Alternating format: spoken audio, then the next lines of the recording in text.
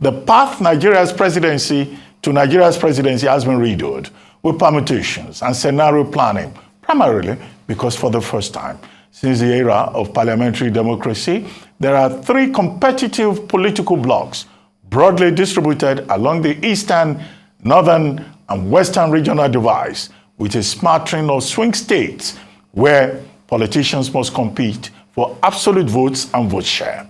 Unfortunately, there isn't as much interest in the down-ballot races. Quite a mouthful, but those are the findings of a survey of 11,534 respondents across all 36 states of Nigeria and Abuja, conducted by Due Process NGO, Enough is Enough, in collaboration with SBM Intelligence. Ikemesit Effiong is head of research at SBM Intelligence, and he joins us now. Ikemesit, thank you for joining us. Thank you for having me. Well, you are a Malabite, right? Yes, as you are. yes, okay. So another great Malabite in the studio. Emmanuel Efeni, I see him every day. So it's good to see another great Malabite. But could you take us through this report, this polling report that has been done, released 6 days to the election by Enough is Enough and SBM Intelligence? Yes, indeed. So what we've seen a lot in this cycle has been the rise and the advent of polling and just data and the research focus, insights towards understanding the unfolding electoral dynamics in the country. What we wanted to do with this particular study was de-emphasize a lot less, I'm not sure if we exactly succeeded, on what the permutations surrounding the presidential race are, and really just focus on what the issues animating and driving Nigerians are. So we asked questions around how Nigerians perceive the INEC's capacity to deliver a free, fair, and credible outcome. We tested knowledge and understanding around the bimodal voter accreditation system, or BVAS. We also asked questions around whether ethnic and religious considerations would be a prime moving factor in determining how Nigerians calibrate their candidate choice in this cycle. We also asked Nigerians, right, to surmise for us what the main issues of importance, right, for them are. And that's really what we wanted to amplify this close to the elections, just so that the entire purpose of the democratic exercise, elections are not a blood sport in and of themselves. We do these things in order to select leaders who would then be tasked with ensuring that the country is able to address the challenges that it faced. And we wanted to keep that front and center, which was why we did this. Okay, I took a look at the report. You talked about margin of error, plus or minus 3%. Confidence level, 95%. But my concern is, are you so sure about some of your conclusions? One, you said turnout will be very high. At a time when there's so much violence over fuel scarcity, cash scarcity across the country. Number two, you said Peter Obi of the Labour Party and Atiku Abubakar will get more than 25% in 24 states. You said the candidate of the APC will not get more than maybe 25% in 20 states, but that his performance may be dependent on turnout in Kano and Lagos. You gave Kwankwanso of the NMPP no chance at all.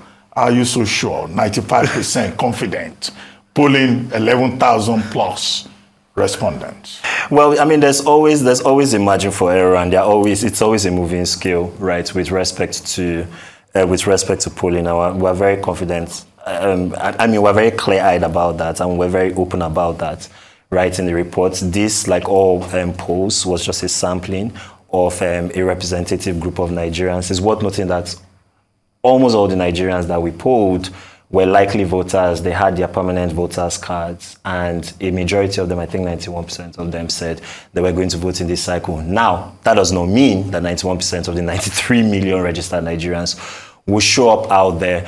But from a lot of what we're hearing, and this isn't the first poll that SBM Intelligence under any guise has conducted within this cycle, right? But from a lot of what we're hearing, if anything, all of the economic, all of the security stressors appear to be animating and not demotivating voters from participating in this cycle? Well, I wish the producers, could put up some of the slides, indicating some of your findings. Yes. But there was one major question in that report that you raised, which is, are voters aware of the new electoral law? What did you find?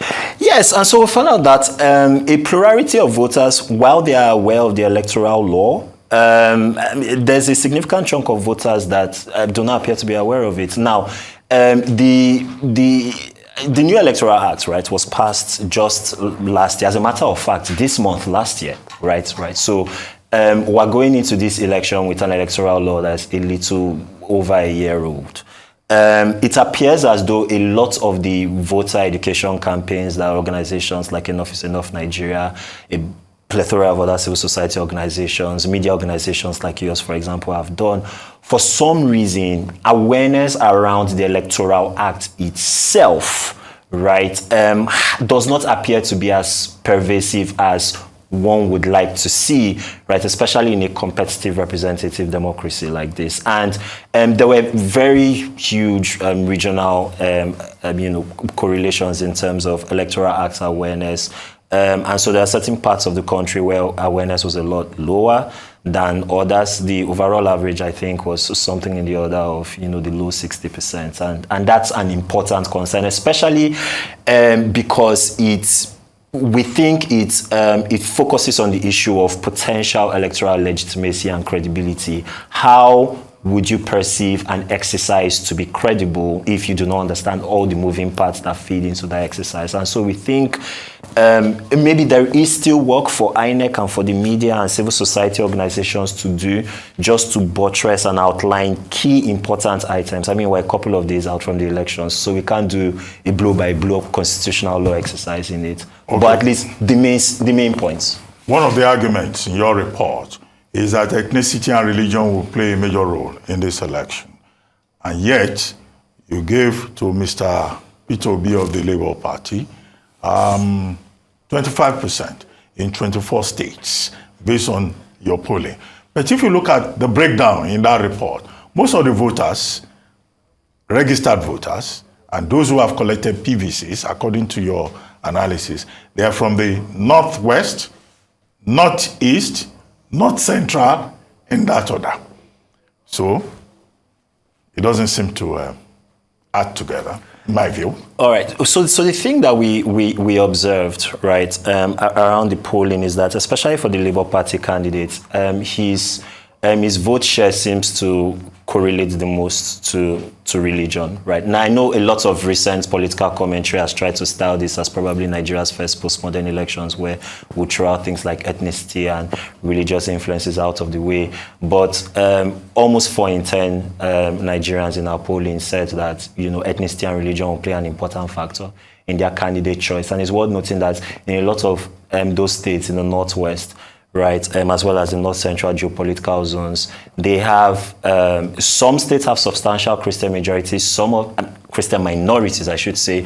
Some have enough of a Christian minority that a candidate with a very strong correlation with respect to that particular religion can get over, that 25% bar. And we've seen, and especially with a lot of the responses from those regions, we have an additional supplement coming out tomorrow where we actually explain how we did the state-by-state call, right, for each of the 36 states as well as the Federal Capital Territory.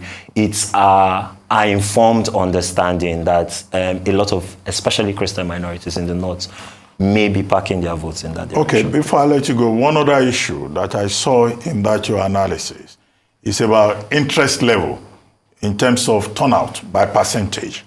And you seem to indicate that there will be 100% turnout for presidential election, but the lowest in terms of interest will be state houses of assembly. In that order, from presidential down to state houses of assembly in descending order. But they say all politics is local. So why should Nigerians be more interested in the presidential election rather than House of Reps, Senate, governorship, and state houses of assembly?